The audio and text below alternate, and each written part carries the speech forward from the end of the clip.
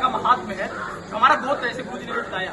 गोत्र का अर्थ आप लोग समझिए। गो मतलब गाय और त्र मतलब रक्षा।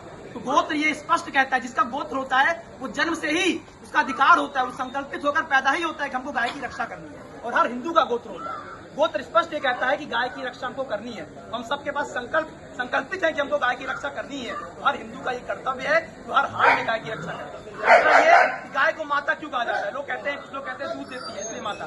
दूध तो बकरी भी देती है, दूध तो भैंस भी देती है, तो गाय माता कैसी हुई। कुछ लोग कहते हैं कि अगर मान लीजिए जन्म तो गाय देती नहीं हम लोग को, तो गाय माता है कैसे।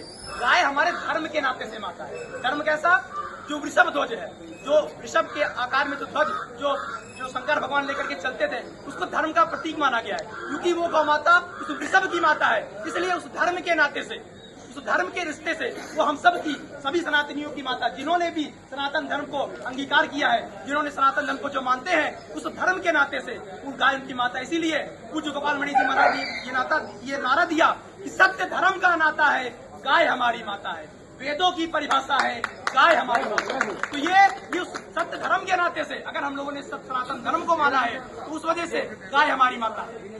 इसलिए हम आप सबसे अनुरोध करना चाहेंगे कि अब बहुत हो गया।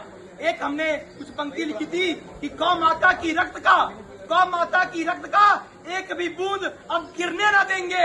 हमारा सर कट जाए मंजूर है, मगर अब गौ माता को कटने न देंगे। गौ हत्या बंद हो, बंद हो, बंद हो, हिंदुओं को लेना होगा।